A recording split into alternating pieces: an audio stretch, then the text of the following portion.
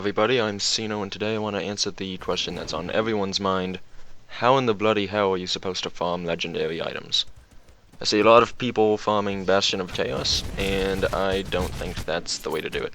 I think Bastion of Chaos is a very good way to get epics and rare items, but Nemesis are almost definitely the best way to get legendary items. So of the available Nemesis, which ones are actually the best to farm? I think the Order of Death's Vigil Nemesis, Xantarin the Immortal, I think it is, and the Command's Chosen Nemesis, the Blade Maiden, are the easiest to find and fight, and therefore the best to farm over and over and over again if you want to do that. Valderon, in my opinion, the Ethereal Nemesis. Valderon is an incredibly easy fight once you get him down, but he has way too many spawn locations. He can show up in the Necropolis, he can show up in the Conflagration, he can show up near the Amalgamation, he's just all over the place. Benjar is a little bit tougher of a fight, probably still easier than the Order of Death's Vigil and Command's Chosen fights, but again, he has way too many spawns. He can show up in Dark Veil Gate, the two different wastes, or the Bastion of Chaos, so he's out. Musalauk, the Chillwind, is kind of easy, but it's a very long fight to fight because he has two forms and both are very tanky, and his spawns are incredibly far from Rift Gates. He can show up in the Steps of Torment, or the Arcovian Undercity, and some places above ground too. And finally we have Fabius, the Unseen Gonzar, of Cronley's, and I don't think anyone wants to farm that. That's just not fun. So, of the Order of Death's Vigil and Command's Chosen areas, we have 4 main areas in which these Nemesis can show up, and that's outside Fort Heron, near the Blood Grove, inside Fort Heron, in the very first room of Fort Heron. There's a cliff in Fort Icon, the lower part of Fort Icon, on which the 2 Nemesis can spawn, and inside the Tomb of Archon Bartholom, right next to that cliff, on either the first or the second level. And that's it. Those are all of the spawn points, and we can reach all of them by only touching 2 Rift Gates. And we can do them very quickly.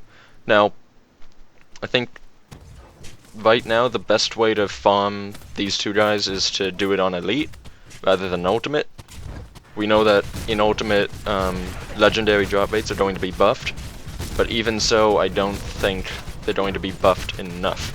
Reason being, I think Xantai mentioned that Nemesis will be giving a 40% higher chance to drop legendaries from their chests post-buff in Ultimate, and I don't think that warrants both the challenge involved in fighting an Ultimate Nemesis and the massive health pool that you have to overcome in fighting a Ultimate Nemesis. It's just way too slow to do so, and 40% just isn't enough.